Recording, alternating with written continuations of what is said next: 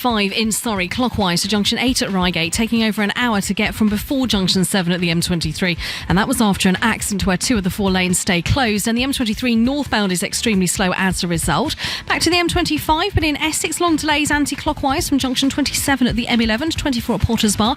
That's after 2 separate accidents. In Lancashire, the M6 is back open southbound after being closed since yesterday at junction 33 at Goldgate, but still long delays. LBC Travel, I'm Joanne Webb. This is LBC from Global, leading Britain's conversation. Speak to Sadiq. The Mayor of London, Sadiq Khan, takes your calls. Good morning, it's 10:04 on Friday, 27th of July, Friday evening, 27th of July.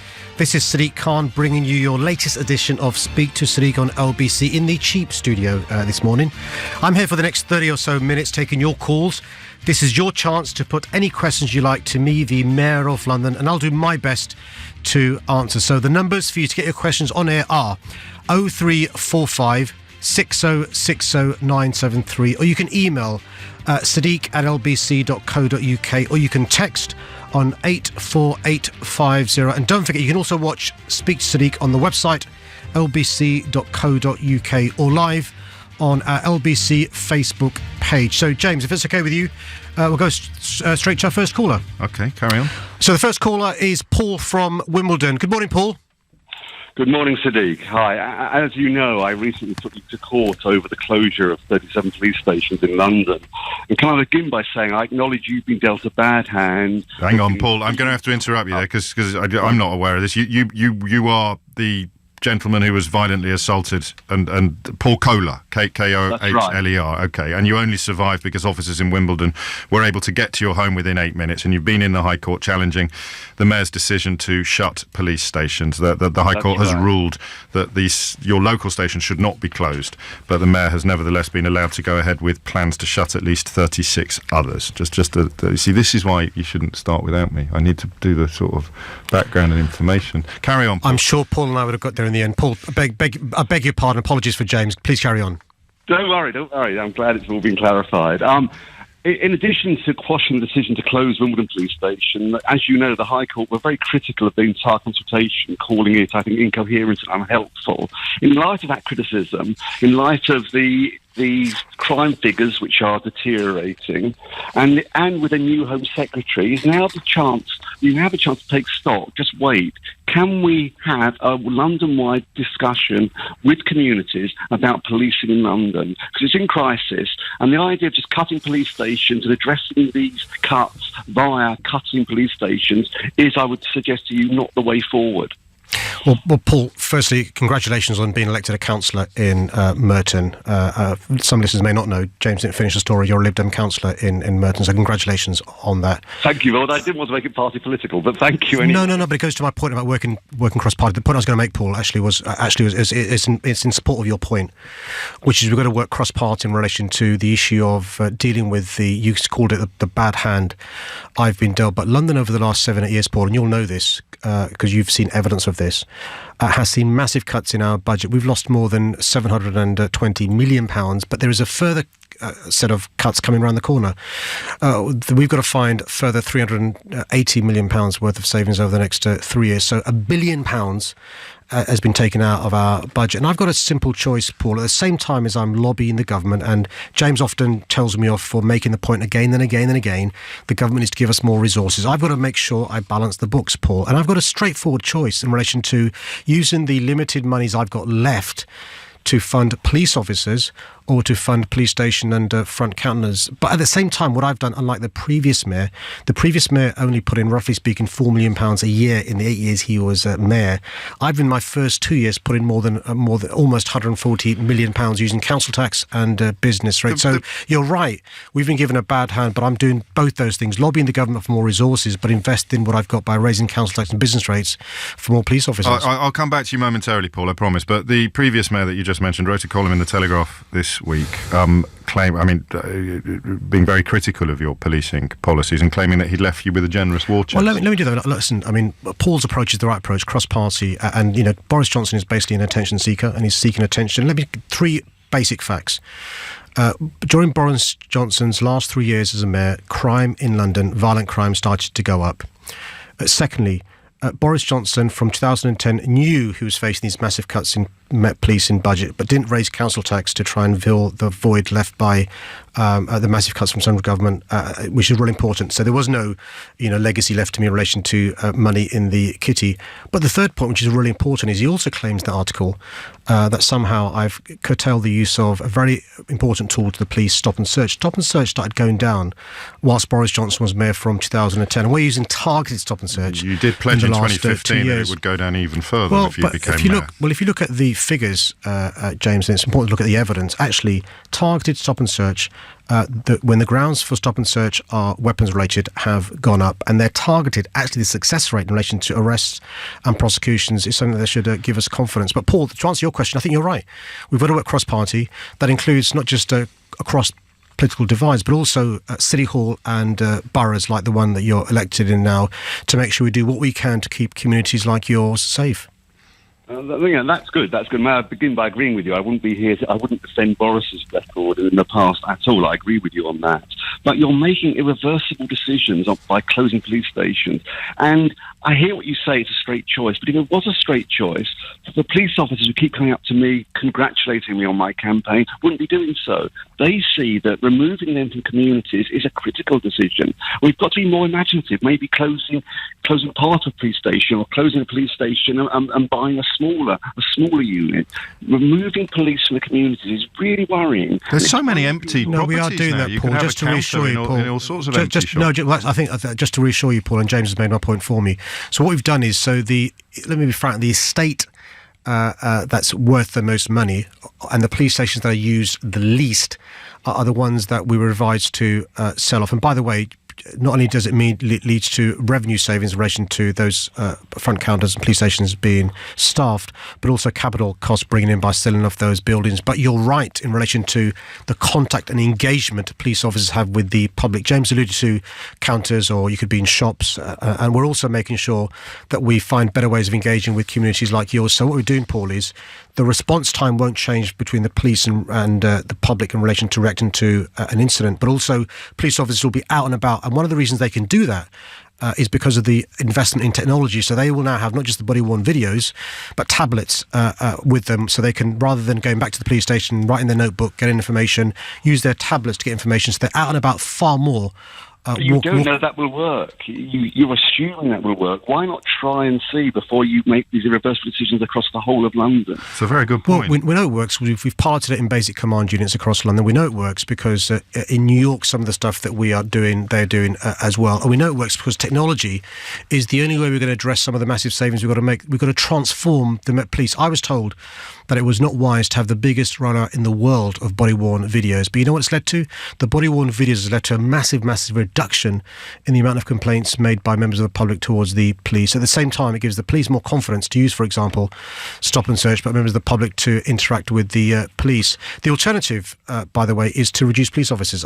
We can keep police stations, front counters open as they are, but it means me having to cut even further police officers. And just to give you a figure, Paul, we have few police officers now, less than 30,000, than any time since 2003. I think everybody and that's one of the knows reasons. that. I do think that's an established truth. What did Boris Johnson mean when he talked about leaving you with a war chest, leaving you with a treasure? I'm not sure what he meant exactly. It's for him to explain. And he does these things where basically he, to garner attention because he's not getting the coverage he wants, he writes these outrageous pieces, rewrites in history. It's just not true. Paul, thank you. Thank you very much, Paul, for your call and for getting involved in local politics. And the next question is from Steve. Good morning, Steve.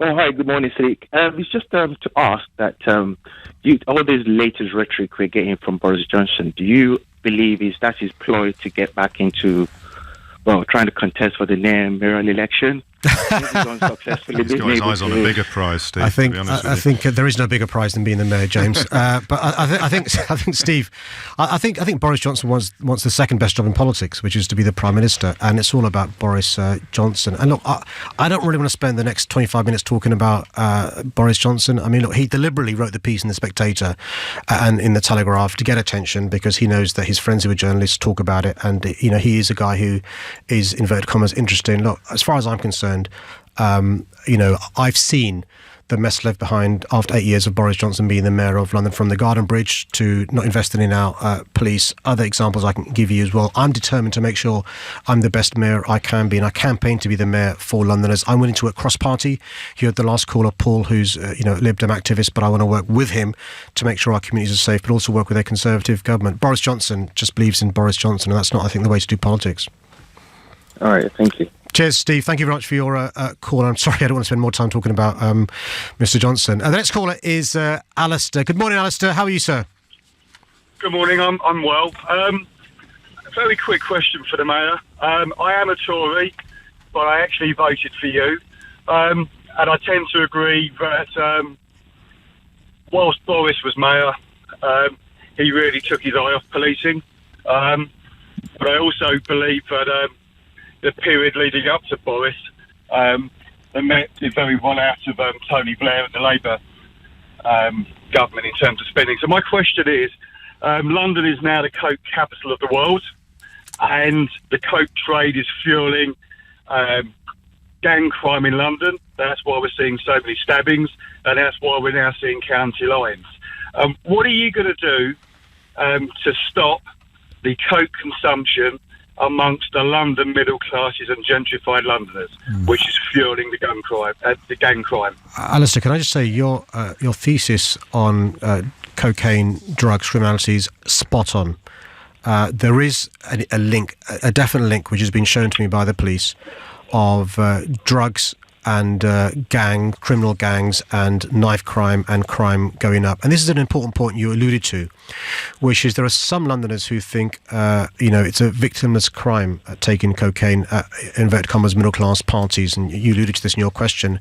We need to make sure Londoners realise there is no such thing as a victimless crime. We've got to make sure people realise, although they may be getting their drug of choice from in their eyes, Alice has already said that. He's asking you how you're going to do. Well, no, and so, but one thing. Well, one thing, James, is educating those drug users that actually it's not a victimless crime. How are you going to do that? Well, I've just done that by explaining, and Alistair's making this point as well, that actually some of the young people being knifed in our streets in London, some of the young people losing their lives are because they're involved in criminal gangs who are lower down the food chain in relation to, drugs.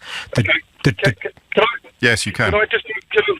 Can I just give you a really simple example, Mr. Mayor, as to a typical problem in terms of London? Okay, so the drug trade is all about supply chain. So if you look at Hackney, and if you go to Broadway Market in Dalston, which according to... so you're aware of legal issues, Alistair, because I obviously don't know what you're about to say. I'm not going to do anything like that. All right, mate. About that. Carry on. So if you look at Time Out, says Broadway Market is one of London's greatest attractions, and it's absolutely brilliant, okay? Yeah. Very gentrified London at its best, okay? You go across London Field into London Field Estates in Hackney, okay? Absolute poverty and destitution. A big centre of gang crime. And there's your supply chain. Hipster London, consuming its drugs, buying it from the really poor kids and the gangs. But it's more than that, Alistair. But Alistair, with respect to, I don't want to cut you, if it's more than that, it goes international as well. It's not simply outside London, it's cross borders as well. So one of the things we're doing is working with the National Crime Agency. The National Crime Agency covers the entire country, and so they're working closely with the Met Police, other police forces around the country, but also our colleagues across Europe. And I make this one point, which is really important for us to realise. The drugs come from overseas, and the idea that we'll be more effective at fighting crime by leaving the EU, by not having the security arrangements with the EU, is ridiculous. And I know, because I receive reports regularly of the cooperation takes place between us and the European Union and others across the world. You're right, though. We've got to tackle the supply chain. The good news is the NCA, the Met Police and others are taking action further up the stream. But also, you're right, we've got to make sure we take action among those young people who are involved in criminal gangs, as well as those who are buying them, as you refer to, middle-class parties. What would you do, Alistair? Well, I put in... I would bring in some form of voluntary code of practice for the major employers in London to actually bring in a sort of like alcohol and drugs regime, so that there's regular testing of blue-collar workers. And white-collar, more importantly, I think, to your point. Yeah. I just read you a quick text, and I'd ask you to respond to it. Obviously, when Sadiq Khan is in the studio, there's a very odd contributions via social media. So I'll try and wade through them and just put a salient point. Someone's just tweeted to say, caller on LBC blames white middle-class cocaine use for the stabby behaviour of ethnics in London. Sadiq Khan falls over himself to agree. # blame Whitey. So as that's apparently directed at you, Alistair, I'd like you to respond. Well, I suppose it's right to a degree. I mean, I come from South East London. I'm quite gentrified, but I can only call it out. You know, the whole point of supply chain is the middle classes with the money are consuming vast amounts of cocaine at the moment. If you look at the dynamics of London, the inner circle of London now is very gentrified, and everyone's been pushed out either to the suburbs or into sort of like Essex and Kent. I mean, the dynamic of people buying drugs is the dynamic of people buying it. So if it's your city traders or people who work in Canary Wharf, whoever it is, they're consuming vast amounts of drugs, you know, and that's just a given. So you have to do something about it. I mean, so go to the end of the supply chain rather than the sort of second stop. Everything contributes. So I'm not saying that by stopping the Eastern European gangs of bringing in vast amounts of coke is going to have an impact. It is. But you've also got to get to a point whereby there has to be some form of social responsibility, and you have to shame people into saying, do you know what, don't cry when there's a riot in London and your gentrified shops will get burnt down, because the people who are rioting are the same people you're buying drugs from. And it's not just gentrified shops that get burnt down. All the shops get burnt down, and the poorer areas generally get hit harder than the middle class areas. Alistair, thank you. Alistair, I've got to be very careful in case if I agree with you, I'm accused of being racist. But just the 2 points to make in relation to stop and search. Actually, when the police use stop and search, they've got to have reasonable grounds for doing so. And actually, the biggest reason for stop and search is around drugs. The second biggest reason is around weapons. So the police do take this very seriously, and there is, it is really important we bear down on drugs all down the supply chain. The next question, thank you very much for your call, Alistair, is from Viv. Good morning, Viv. How are you? Good morning. I'm good, thanks. Good to speak to you. You too, I'm Viv. calling on behalf of Labour against Brexit. We marched the other week with the People's Vote, over 100,000 people, a lot of Londoners, but people from elsewhere in the country. I see this morning 78% of Labour members support the People's Vote. We're wondering where you stand on this. Well, I've not ruled out there being a referendum, but I'm quite clear that actually what we all agree, not me, because I campaigned passionately to remain in the European Union, but those who campaign to leave the European Union say Parliament is sovereign, and I agree with them. If Parliament is sovereign, and so it's for Theresa May and her government to come back to our Parliament, our sovereign Parliament, with the deal they've managed to do with the European Union. If our sovereign Parliament rejects the deal Prime Minister May and her team does, then I think that puts on the table the very real possibility of one of two things, and maybe there are other options as well. One, the Prime Minister could call a general election, or two, she could hold a referendum, and that would be the way to ensure that that Parliament is sovereign, but also would give people like you another say in referendum. The alternative, of course, is a general election, and respective parties could stand on a manifesto offering various things, and the British public could vote on that manifesto, and then the party that won the election would have a mandate. What would your party offer in that general election on the Brexit question? What's been quite clear in relation to the Labour Party's position in Parliament is that there's got to be no hard Brexit. There's got to be a transitional term, members of the customs union, as close as possible to the single market. Clearly, the manifesto writing process, if there's another election, begins again afresh, and there's no guarantee that our policy in the manifesto would be the same as it is now, because obviously we'd be offering new things. How frustrating is it to have a leader who clearly wants to leave the European Union, even if he doesn't say so in public? Well, I'm not sure that's the case. I'm not sure if I'd accept that description of where Jeremy Corbyn stands. I mean, it's because of the Labour Party in Parliament. We've got a meaningful vote in Parliament in relation to the deal the Prime Minister does. It's because of the Labour Party in Parliament we've managed to get better rights for EU citizens. Not nowhere near enough they should be, those in this country and those Brits who are overseas, and the progress we've made. I'm quite clear as the Mayor of London.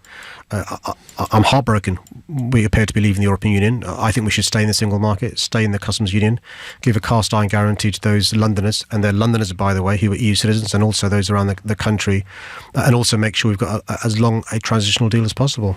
Viv, what's you're clearly in favour of a second referendum? Yes, we are, absolutely. The Labour Against Brexit is a grassroots campaign. We were set up to persuade the Labour Party that actually we should be campaigning to remain in the European Union. We do firmly believe this is by far the best way to go, to retain workers' rights, consumers' rights, environmental protections and so forth. And I'm sure you as Mayor of London understand, the importance of retaining jobs in London, not least in the finance sector. So we would hope to go, not just to have a people's vote, but to go to a stage further and to ensure that on that ballot is a clear option to remain in the EU. And I understand how the Labour Party works. We have to hopefully debate this at conference and get party policy change. That is our aim. Do you have faith in the leader?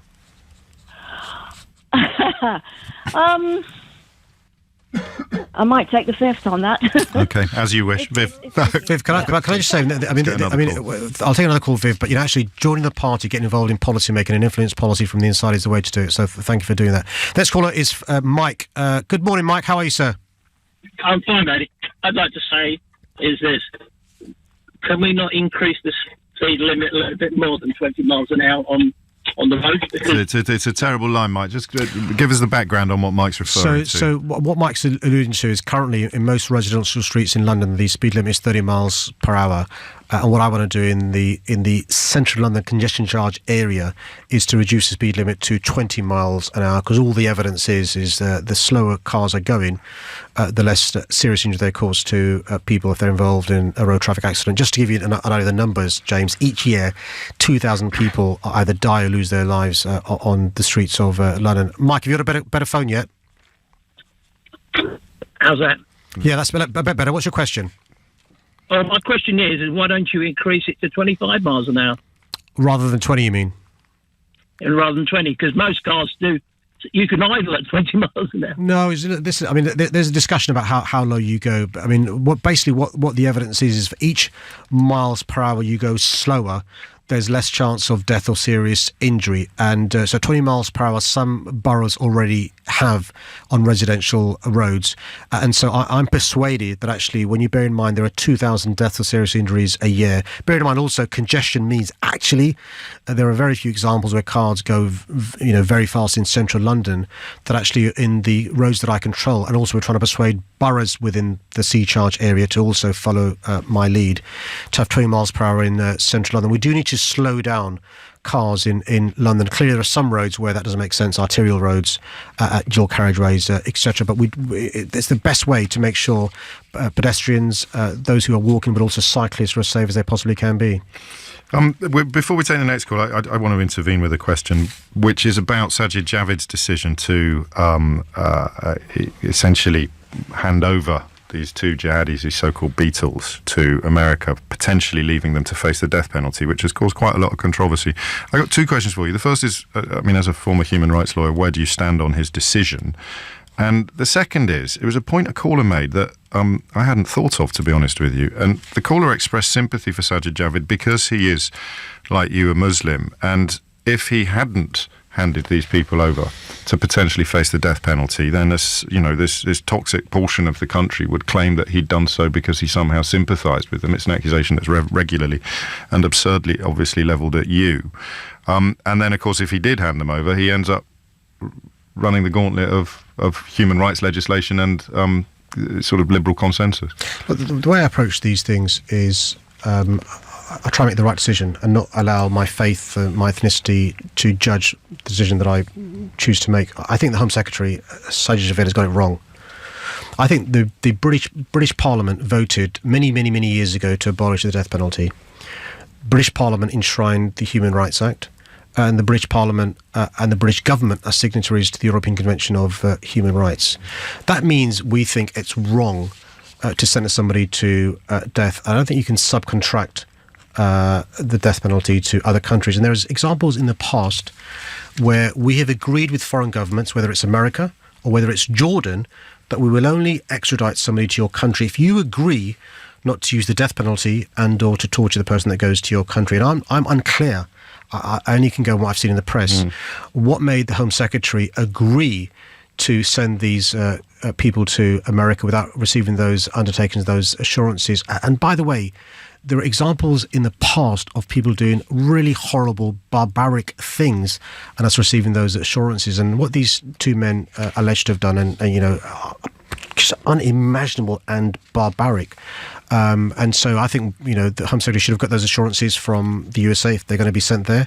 But I think there's enough evidence from what I've read in the media for these guys to be tried here. Actually, that was the argument, though, was that there wasn't a confidence that they could secure a conviction, which was part of the reason why the Home Secretary agreed to allow them to be tried in America. There's an example. There's a lower burden of proof. There's an example we had recently, I think it was Abu Hamza, I'm not sure if Abu Hamza or Abu Qatada, where he was tried here, convicted, and then sent to America to also face trial there as well. So if it was the case, hypothetically speaking, I don't know the facts, and my answers are caveated by not knowing the facts, that these two men came here, were tried, and astonishingly were acquitted, there's nothing stopping us then receiving the assurances we need from the Americans and then facing trial there for other offences that the Americans think they may have committed. And I think it's a really slippery slope, because if an exception is made here on this example, what's next? This isn't a criticism, but that is a very legal answer. That's your lawyer answer. And you don't have to answer this question, but on a personal, moral level, would you be comfortable with seeing these two men executed? Well,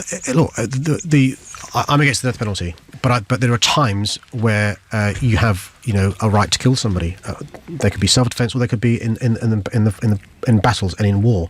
So, if, for example, it was the case that these two men were in the battlefields in inverted commas in Syria or Iraq, and the best way to stop them committing further acts of terror and barbarity was to it could be a drone or other thing, and them lose their lives, I wouldn't shed a tear for that. Next question. The next question is from Danny. Good morning, Danny. Morning, Sadiq. Hi, Sadiq. I'm James. I've got a question regarding the news. Keep it. Again, it's a terrible phone line, so keep it as brief as you can, Danny. Sorry about that. Yeah, sure. Thanks, sure. Mate. The ZEC requirement came in this January, Sadiq, as you know. Yeah. It's worked in to a certain extent that 1,200 of the older polluting cabs have already come off. Yeah. Only 350 have been purchased. As you know, there's 63,000 to cost. That's with the finance. We're working in an oversaturated market where private are effectively doing our job fine for our versus on edge. There is a pressure. Now, we either need bigger incentives. Hopefully, you might amend the grant system, because there's going to be a problem. Either with supply, and at the moment it's not too bad because a lot of drivers have left the trade and it's being taken up. But unfortunately, if it carries on, there's going to be problems. Sure, Danny. So, well, Danny, thank you for your question. So this is the way you asked it. Let me explain. It was a bad line. I just want to clarify. He's essentially asking for more help for black cab drivers to swap their old vehicles for the electric vehicles. So Danny's a black cab driver, and he's invested a lot of time in training and wants to do the right thing and move from diesel to electric. And electric taxis are a bit more expensive than the diesel ones. So, Danny, there's good news and less good news. The good news is actually the grants that there are two forms of grant you can get. There's one grant for taking an old diesel off the road, and there's a second grant for purchasing an electric black taxi to replace it. And actually, if you pay in instalments, actually the amount you pay per week or per month is fractionally more than you'd pay for a diesel instalment, and actually the money you save in fuel from electric makes up the monies you would have paid in the increase. We are lobbying the government to get more help for people like you who want to do the right thing. You're right, it's a big investment. What can you currently do? Could you do more? No, so currently the way it works, Danny and James, is the monies we've got from central government and the money we've put in gives a figure. I'm not sure the figure off the top of my head. I think it's roughly speaking 6,000 to scrap the old diesel and about 6,000 for the electric taxi. You can clearly save money in fuel. We can't increase that without getting more monies from central government, Danny, but we are continuing to lobby central government, because you're right, there's got to be an incentive for you to move away from diesel to electric. It's good for you as somebody who drives the car and is breathing in that stuff. Saves money for you in the long term, but it helps Londoners as well by having better quality air. So we'll carry on lobbying the government to try and get a better deal for our black taxis. In the meantime, we are increasing the amount of rapid charging points across at London and working with boroughs to get more of these across London. Sorry, carry on, Danny.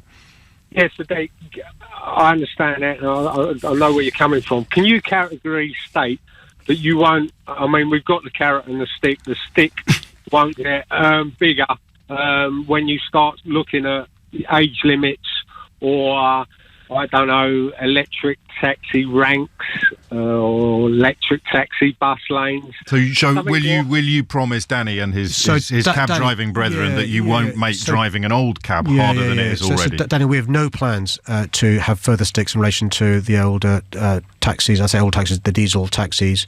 We've got no plans at the moment for carrots for electric, but that's what I'm talking about currently now. But obviously, I can't rule out at some stage in the future having these plans. But before we had any plans that would bear fruit, we'd make sure we consult thoroughly with your profession, because what I don't want is the black taxi driver becoming extinct. It's really important that we carry on helping you where we can, and you'll have seen over the last 2 years some of the help we've given with increased enforcement officers in relation to more taxi cab ranks, in relation to negotiating with boroughs for more bus lanes for you to use, and on, because you are a key part of the public transport offer we have in London.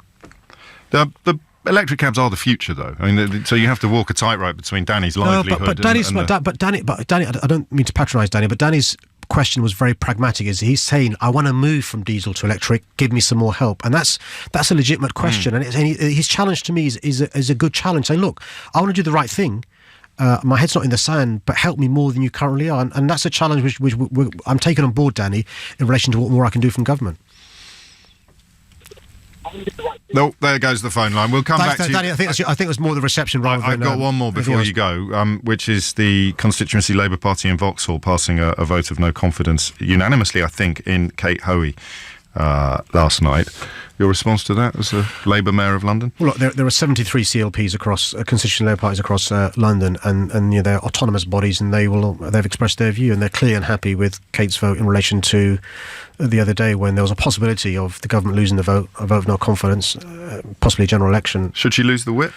A by-election. It's not for me to decide whether she loses the whip, but I think I'd be very surprised if she lost the whip because one of the things that parliamentarians are free to do is to vote on their conscience. I'm encouraging Tory MPs to break their whip to try and get a good deal in relation to the European Union, so it'd be a bit odd if I was to be a hypocrite and criticise Labour MPs for breaking the whip.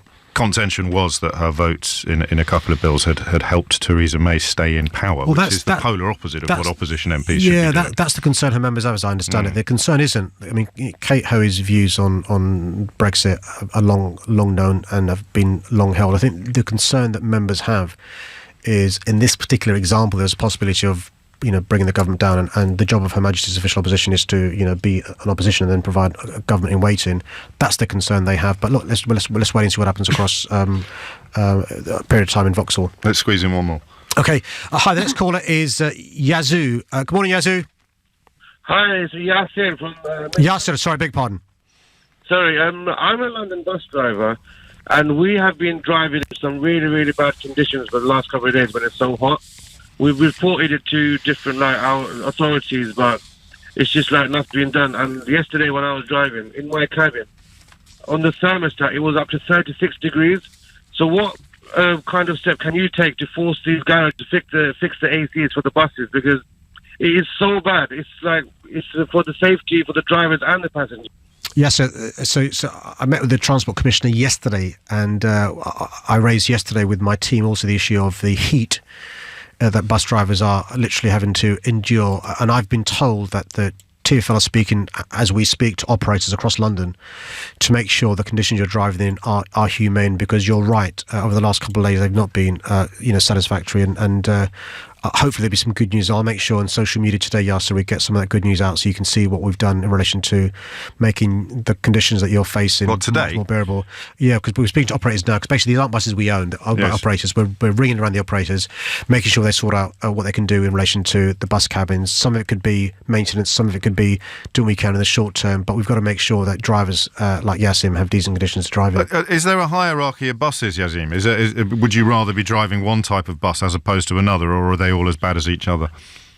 No, there are some good buses, like the new ones which are coming out, like the Boris buses, which I call the Boris buses. But I think most of the double-deckers are okay. But it's just the maintenance. Even if they maintain the old buses, they still work. But it's just I don't know. Some people just don't care. That's the problem. It's also getting the right buses in circulation. Buses, it's all fine.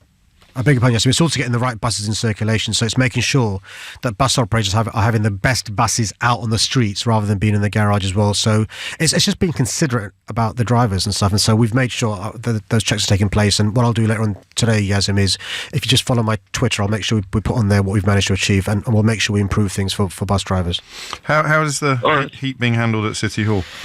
It's hot, but it's cooler in here. This is the cool. I mean, it's cool in this studio. I might stay here all day, James. No, I don't think so. it's for Steve Allen. That's why we have special refrigeration put in place, and that is obviously. The future is perhaps going to see more summers like this, more heat waves like this. It becomes an infrastructure issue for local government as well as national. Yeah, and we've got to be more savvy about what we do in relation to planning to deal with these sorts of things. That means planting more trees, making sure the homes we give permission to are more sustainable, making sure we aren't reliant upon carbon fuels, making sure we think about renewables, making sure it's easy for people to walk and cycle. Yesterday, you'll be aware, I issued a high pollution alert because of concerns around the air quality in London. So the advice was be very, very careful if you've got asthma or other respiratory problems. If you're older, don't exercise between 11 and 3 if you've got issues in relation to certain conditions. And so I'm afraid that's the 9th one I've issued. And so it's really important we are wise now to keep ourselves healthy and safe. We plan for the future as well. And that concludes another episode of Speak to. Good to see you, James. Good to be here again. And hopefully next time we'll be in an equally cool studio. It's very cool in here. First rule of radio is you never talk to the listeners about the circumstances in which you're broadcasting. Listen, this guy's no one can see listeners, he's got a cushy arrangement here. Can I no see one this? Cares. And the time is coming up to 22:11. Thank you, Sadiq Khan. Thank you, everybody who called in on that. I'm going to turn your attention next, I think, to Chris Grayling's glorious career. After that, we're going to have a look at why a mascara stick sent from Australia has given me even more